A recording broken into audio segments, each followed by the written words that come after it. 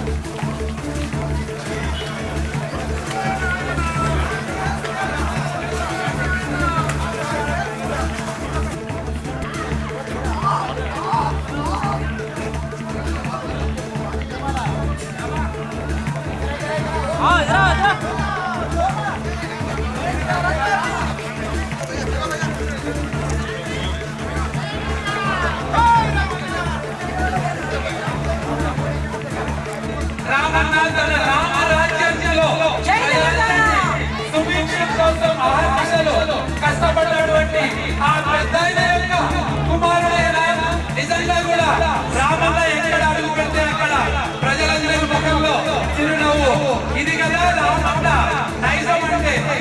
Thank you sir.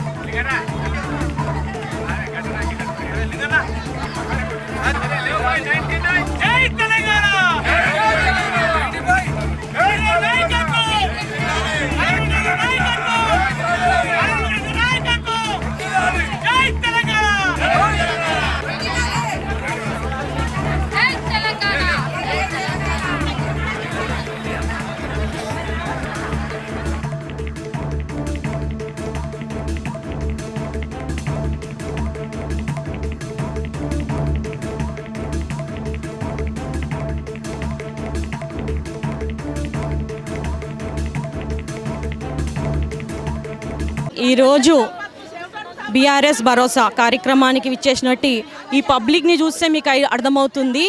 ఈరోజు జరుగుతున్నటువంటి హైడ్రా ఒక పెద్ద డ్రామా. పబ్లిక్కి మొత్తం మోసం చేస్తున్నారు.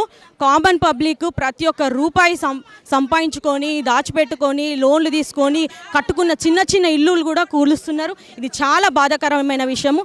ఈ అంబర్పేటలో జరుగుతున్నటువంటి మా సోదరి మనులకు ఇల్లులు అయితే ఏవైతే కూల్చబోతున్నారో అవి చాలా బాధేస్తుంది, కంటతడి పెడుతుంది. ప్రతి ఒక్కరి ఆవేదన మీరు వింటూనే ఉన్నారు. కాకపోతే ఇది ఎందుకు చేస్తున్నారు అనేది మాకు అర్థం కావట్లేదు. ముందు భావితరాలకి ఏదో బాగు చేస్తామంటున్నారు కానీ ఇప్పుడు ప్రెజెంట్ ఏంటి? ఇప్పుడు ప్రెజెంట్ వాళ్ళు ఎక్కడ పోవాలి? ఇస్తున్నారు డబుల్ బెడ్రూమ్, కాకపోతే ఏంటి యూజు? వాళ్ళు కోట్లు రూపాయలు ఖర్చు పెట్టుకొని ఇల్లులు కట్టుకున్నారు, ఒక్కొక్క 4 అంతస్తులు ఫైనాన్స్ తీసుకొని చేసుకున్నారు, లోన్లు తీసుకొని. మళ్ళీ ఆ లోన్లు ఎవరు భర్తీ చేయాలి? అదొక్కటి మీరు ఆలోచన చేయండి సీఎం గారు. మీరు ఇట్లాంటి నిర్ణయం తీసుకునేటప్పుడు కొంచెం ఒక కమిటీ వేసి నిర్ణయం తీసుకుంటే బాగుండేది. ఇలాంటి పరిస్థితి వస్తుందని మేము ఎప్పుడు భావించలేదు.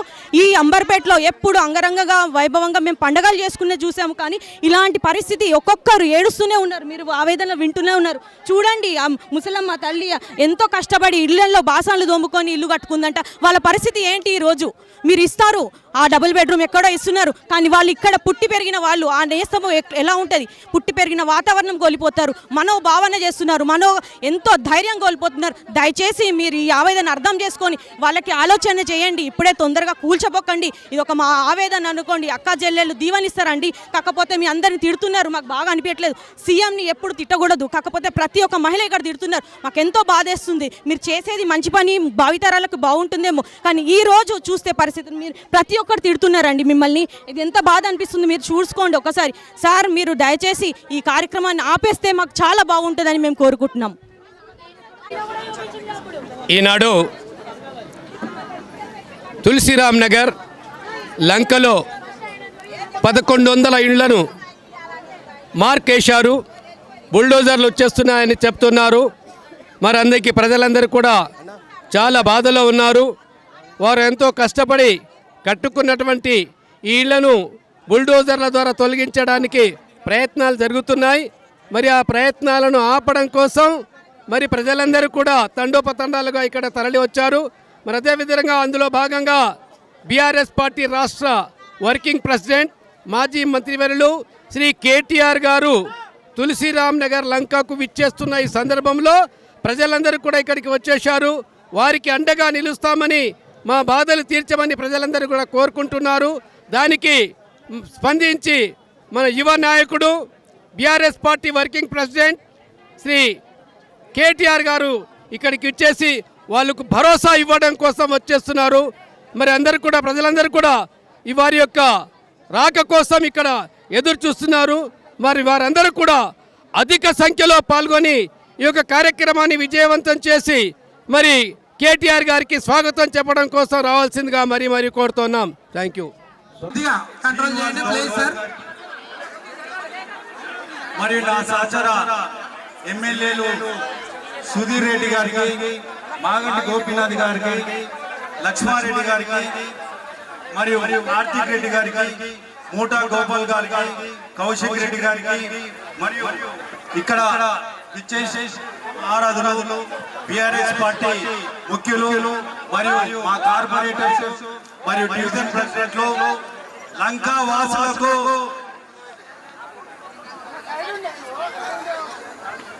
నగర్ వాసులకు మరియు చెల్లెలకు అందరికీ కూడా వినయపూర్వకంగా నమస్కారాలు తెలుపుతున్నాను. ఈ రోజు ఈ ప్రోగ్రాం మనం ఎందుకు పెట్టుకున్నామంటే, ఈ రోజు కాంగ్రెస్ గవర్నమెంట్ ఇష్టారాజ్యంగా వాళ్ళకు తోచినట్టు చెల్లెలకు అందరికీ కూడా వినయపూర్వకంగా నమస్కారాలు తెలుపుతున్నాను. ఈ రోజు ఈ ప్రోగ్రాం మనం ఎందుకు పెట్టుకున్నామంటే,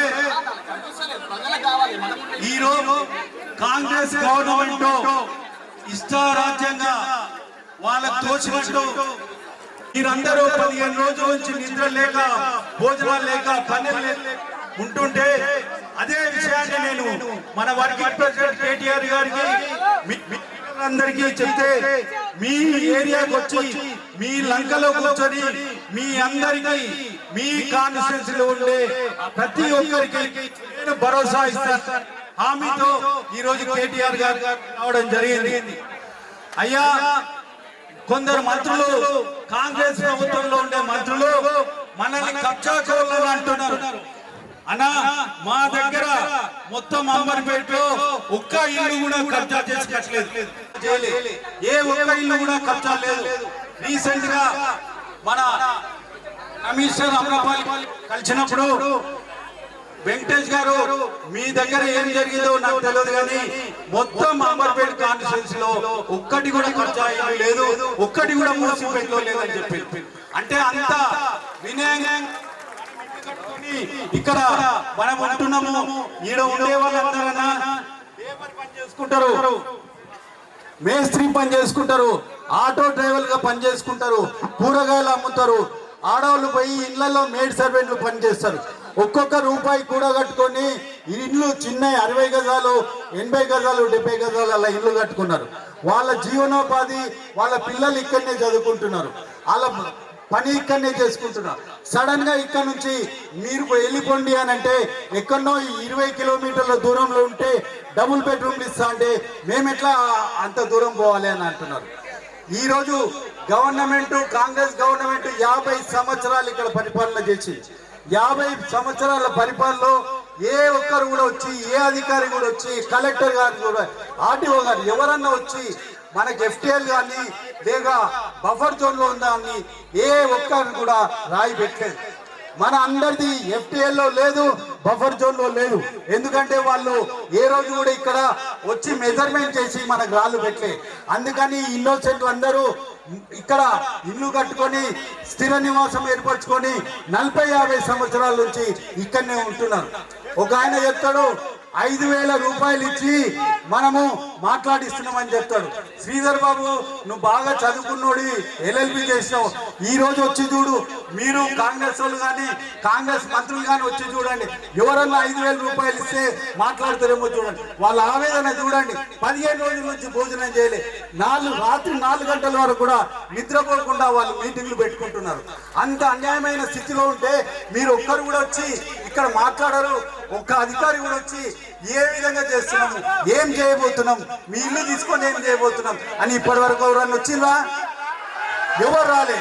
అంటే గవర్నమెంట్ వాళ్ళకే తెలియదు మూసి సుందరీకరణ ఎప్పుడు చేస్తాము, ఎలా చేస్తాము, దానికి డిపిఆర్ ఏంటి, దాని కన్సల్టెంట్ ఎవరు, ఏ విధంగా ఏం చేయబోతున్నాము, పార్కులు కడుతున్నామా, హోటల్ కడుతున్నామా, అమ్యూజ్మెంట్లు చేస్తున్నామా, రేవంత్ రెడ్డి గారికి ఈ రోజు వరకు తెలియదు.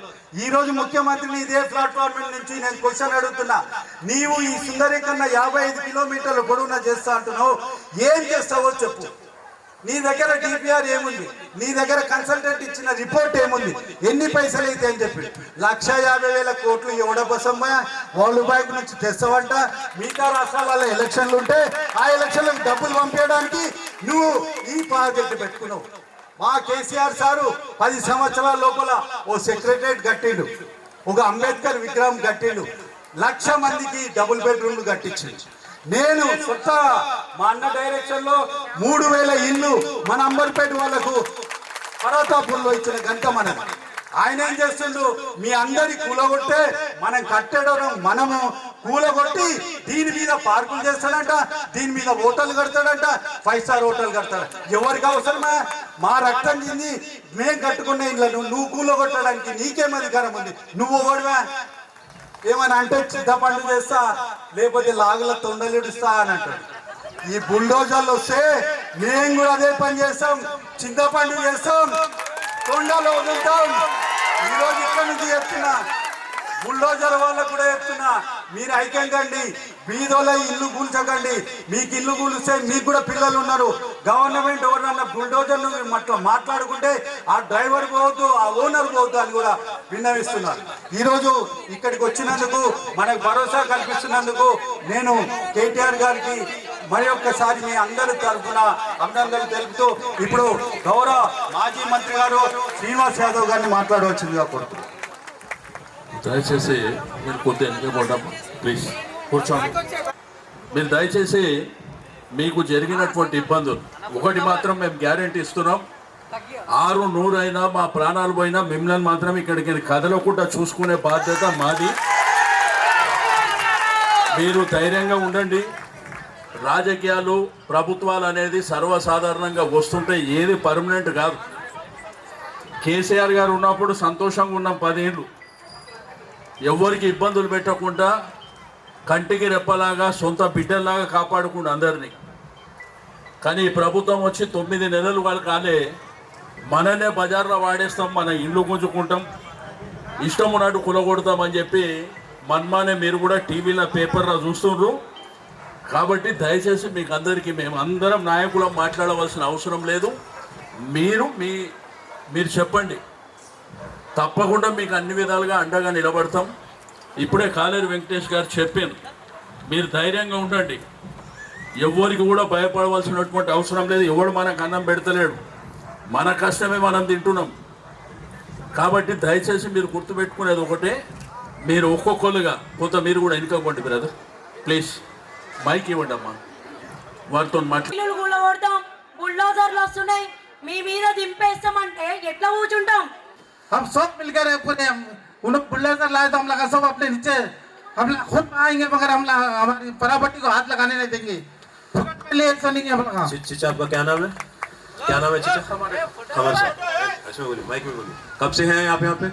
मैं यहाँ साहब 30 साल से हूँ साहब। 30 साल। आपका जो जमीन है कितना है जमीन आपका? मेरा जमीन है साहब 200 गज है साहब। 200 गज। क्या रजिस्ट्रेशन हुआ उसका? नहीं हुआ साहब, पट्टा रजिस्ट्रेशन करने गए तो नहीं दिए, रजिस्ट्रेशन नहीं हुआ। अच्छा, और ये परमिशन दिए? हाँ परमिशन दिए सर। और म्युनिसिपल टैक्स भर रही है आप? हाँ टैक्स भी भर रहे हैं लोग। पानी का कनेक्शन दिए? पानी का कलेक्शन नहीं है साहब, लाइट है, हर चीज है, हर चीज है, हर सहूलत है, हर चीज और सहूलत है हमारे को। 30 साल से आप यहीं पे? बिल्कुल यही है साहब। अगर इन्हों आप बुलडोजर भेजेंगे तो क्या करना फिर अपन? बिल्डोजर आए तो हम लोग अपने आप को ये कर देंगे साहब, हम लोग उसको आने नहीं देंगे हम लोग। एकजुट होके भगाना बोल रहा हूं मैं, एकजुट होके भगाएंगे साहब, बस वही बिल्कुल भगाएंगे। आप जैसे बुजुर्ग अगर आगे आए तो बहुत कुछ हो सकता है। बहुत बहुत शुक्रिया कमर भाई, बहुत बहुत शुक्रिया। ఇప్పుడు మీరు ఇంటికి మీకు మార్కింగ్ ఇచ్చిరా? మీకు ఎప్పుడు ఇచ్చారు? సర్వే చేసిరు, మార్కింగ్ ఇయ్యారు. సో మీ భయం ఏంటంటే అయితే వచ్చి కూలగొడతారేమో అర్ధరాత్రి? 2 నెలల నుంచి తిండి తింటలేము సార్ మేము. 2 నెలల నుంచి మేము అసలు ఉన్నామా, మేము భూమి మీద బతుకుతున్నామా కూడా మాకు తెలుస్తలేదు. మనిషిగా అంటే ఏం చెప్తున్నారు అధికారులు మీకు వచ్చి? ఏమంటారు అంటే మీ ఇల్లు ఎప్పుడు పోతామో తెలియదు.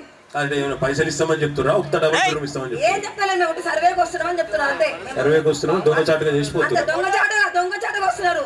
ఆ పక్కకున్న అడిగితే ఏమంటారు అంటే ఏం లేదమ్మా మా సర్వే చేస్తున్నాం, మీకు ఏం కాదు అంటారు. కానీ పక్కకున్న ఏమంటారు అమ్మ మీ ఇల్లు పోతుంది అంటారు. అంటే మీకు సంజాయించుడు కానీ చెప్పుడు ఏమీ లేదు సార్. ఇల్లు పోతుందని మాత్రం చెప్తారు.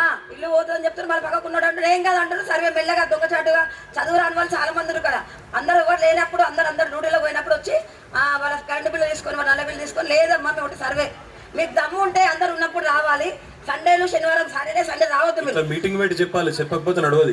సాటర్డే సండే రాకుండా అందరిని పిలిచి చెప్పి అప్పుడు మేము అంటాం, ఒప్పుకుంటాం. అట్లా కాదు మీరు దొంగచాటుగా సండే రోజు. మీ కాలనీ పేరు మొక్క?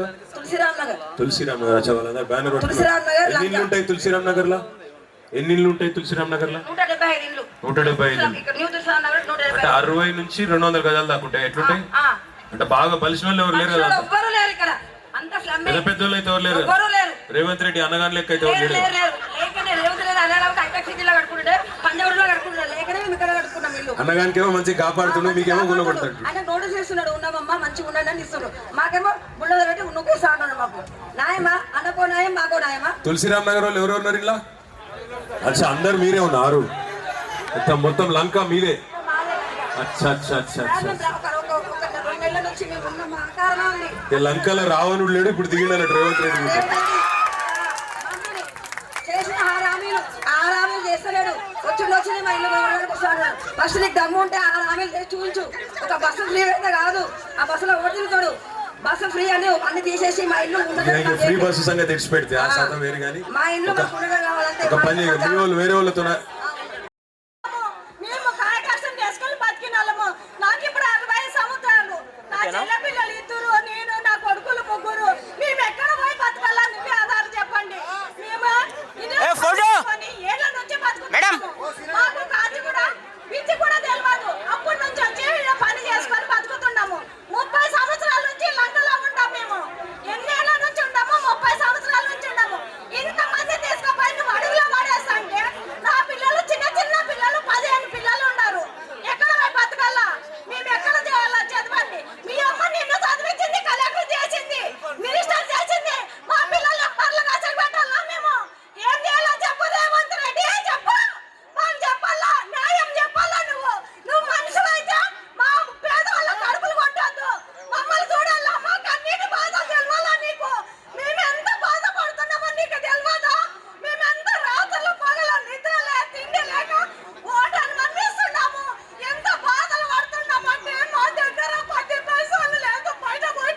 అక్క నీ పేరేందక్క? మా ఇల్లు తీసివేస్తే మేము ఎట్లా బతకాలి? ఏం పేరు? ఏం పేరు? నా పేరు రత్నమ్మ. రత్నమ్మ, ఇంటికి మార్కింగ్ ఇచ్చిర్రా? లేదు. కూలగొడతారని చెప్పి సర్వే చేసిపోయింది. మీ అనుమానం ఏంటంటే కూలగొడతారేమో. కూలగొడతారని. ఎంతమంది పిల్లలు రత్నక్క? ఎంతమంది పిల్లలు? నాకు ముగ్గురు కొడుకులు, మా చెల్లెలు ఇద్దరు. 5 మంది ఇక్కడే అందరు నువ్వే చదివినవా? అందరూ లాల్కలోనే ఉంటాం. అందరు ఇన్నే ఉంది. అందరూ ఇక్కడే ఉంటాం. మరి ఏం చెప్తుండ్రు అంటే అధికారులు వచ్చి ఏమైనా చెప్తుర్రా మీకు అసలు? మాకు ఏం చెప్తలేరు. మేము లేము. పని పోయినప్పుడు ఇంటికాడ వచ్చి ఇంటి కరెంట్ బిల్ తీసుకుపోయిండ్రు. కరెంట్ బిల్ తీసుకుపోయి నంబరు అన్ని రాసుకుండ్రు. వెళ్ళిపోయింది ఇంటికి. ఎమ్మని రాసిపోయింది. ఎమ్మంటే కూర్చున్నది అంట. కూర్చున్నది వాళ్ళ అయ్య కట్టించిందా? మా పైసలు మామే పంట జాగాలు మాకు ఎవ్వడు ఇచ్చింది లేదు, చేసింది లేదు. మా పైసలు వచ్చి కొన్నాము మేము. ఎవరు తీయని హక్కు లేదు. మా ఏరియాకు ఇన్ని సంవత్సరాలు కేసీఆర్ అని వచ్చిన 10 సంవత్సరాలు వెళ్ళిండు. ఒక్కరు వచ్చి అడిగిన వాళ్ళు లేరు మమ్మల్ని ఏమమ్మా అని. మమ్మల్ని అన్నిటికీ ఆదురుకుండ్రు. కాలేమన్నా కేసీఆర్ అని ఏ దానికి ఇచ్చిండు, చూచిండు మమ్మల్ని. వీడు వచ్చి 6 నెలలు 7 నెలలు కాలేదు. మా ప్రాణాలు తీయనికుండు. మా ప్రాణాలు దీనికి వరకు ఏం స్వతంత్రం ఉంది? రత్నక్క ఒక్క మాట ఈ కిషన్ రెడ్డి సాబ్ కూడా ఇక్కడనే ఉంటాడుగా, వచ్చిండా ఏమన్నా? ఎవరు కిషన్ రెడ్డి రాలేదు ఇంకా. వచ్చిండా? పత్తలేడా? రేవంత్ రెడ్డి ఏం చెప్తే దాన్ని కిషన్ రెడ్డి చేయగొడుతుండా? మరి వాడు బీజేపీ కాంగ్రెస్ కదా, పడతే ఒకటి పాము ముగిసా కదా, ఇద్దరు ఒకటే అయిపోయిర్రా అక్క? పేదోళ్ళ విషయంలో మాత్రం ఇద్దరు ఒకటైరు. ఇద్దరు ఇల్లు కూలగొట్టే విషయంలో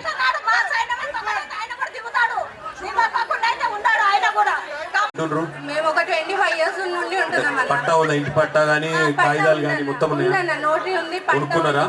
కొన్నలేండి అన్న. ఈ రోజు ప్రతి ఒక్కరు కబ్జా కబ్జా కబ్జా అంటున్నాను. ఇక్కడ ఎవరు ల్యాండ్ కబ్జా చేయలేదు. ఈ రోజు రేవంత్ రెడ్డి కబ్జా చేస్తుండు. ఇల్లు ఊలగొడతామని మార్కింగ్ ఇస్తామని చెప్పి ఆయన కబ్జా చేస్తుండు. ఒకటన్నా కబ్జా అంటారు కదా, కబ్జా అన్నప్పుడు కరెంట్ బిల్ ఎట్లా ఇచ్చిందన్న మాకు? గవర్నమెంట్ ఏదైనా కానివ్వండి, కానీ గవర్నమెంట్ నుండి ల్యాండ్ మాకు ఇచ్చిందే కదన్నా. మీరు కరెంట్ బిల్ కానీ, వాటర్ బిల్ కానీ, ట్యాక్స్ కానీ ఇద్దరన్నా. ఇద్దరు పిల్లలు ఏం చదువుతుండ్రు? ఒక ఆమె 10th, ఒక ఆయన 7th అన్న. ఇక్కడ దగ్గరలో స్కూల్ పోతారా? దగ్గరే అన్న స్కూల్. మరి ఏమంటుండ్రు పిల్లలు ఇదంతా చూసి? పిల్లలు వాళ్ళు టెన్షన్ పడుతున్నా. మేము తినకుండా పడుకోకుండా మా టెన్షన్ మేము తిరగడం వల్ల పిల్లలు కూడా ప్రశాంతంగా ఉండలేకపోతున్నారు.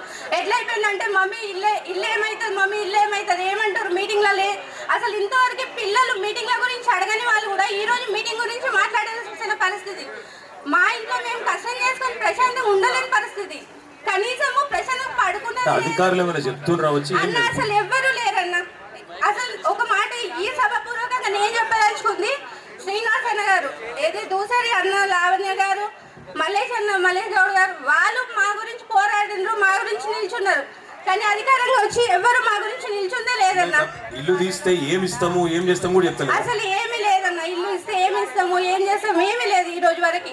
కాకపోతే అందరి నోట మాట ఏంటంటే ఎప్పుడో వస్తారు, సాటర్డే వస్తారు, సండే వస్తారు. సాటర్డే సండే ఏమన్నా వీక్ ఆఫా?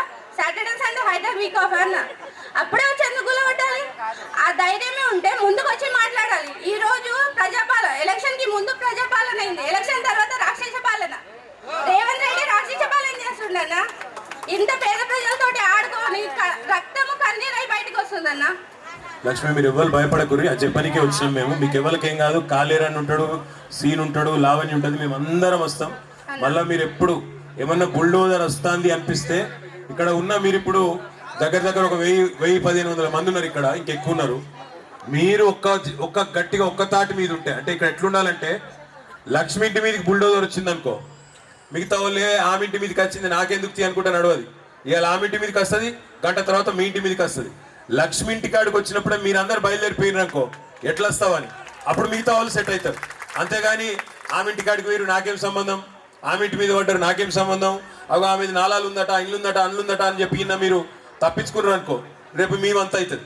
అందుకే నా విజ్ఞప్తి ఏంటంటే మీరందరూ న్యూ తులసిరామ్ నగర్ వాళ్ళు కలిసి మొదలు వాట్సాప్ గ్రూపులు పెట్టుకోరు.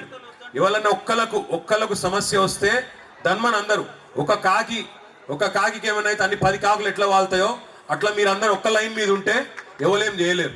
కాకపోతే కొంతమంది వస్తారు, ఇప్పుడు అధికారులు వస్తారు, ఒక్కొక్కరిని ఇచ్చగొడతారు. నేను మంచిగా చూసుకుంటాం, నీకు పెద్దగా ఇస్తాం, నీకు చిన్నగా ఇస్తాం, నీకు అది ఇస్తాం ఇది ఇస్తాం అని చెప్పి ఆగం చేస్తారు. ఆగం కాకుండా అని చెప్పేదానికి మేము వచ్చినాం. చట్టం నిలవాలి, న్యాయం నిలవాలి. కేసీఆర్ సార్ మమ్మల్ని పంపించిండు మీకు అండగుండమని, తప్పకుండా మేము అందరం అండగుంటాం.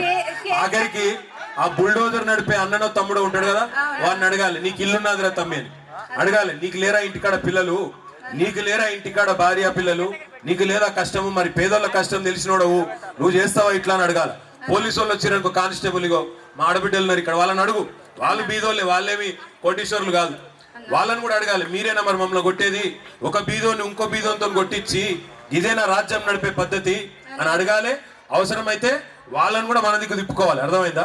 పెద్ద పెద్ద వాళ్ళు జుబ్లీహిల్స్ బిల్డింగ్లలో మంచిగానే ఉంటారు, కానీ ఇక్కడ మీరు గట్టిగా ఉంటే, గట్టిగా నిలబడితే 100% మేమందరం ఉంటాం మీతో, భయం లేకుండా మంచిగా నిద్ర. ఏం కాదు, ఎవడేం బీకలేడు, రేవంత్ రెడ్డి కాదు మన తాత వచ్చినా ఏం చేయలేడు, భయపడద్దు మీరు.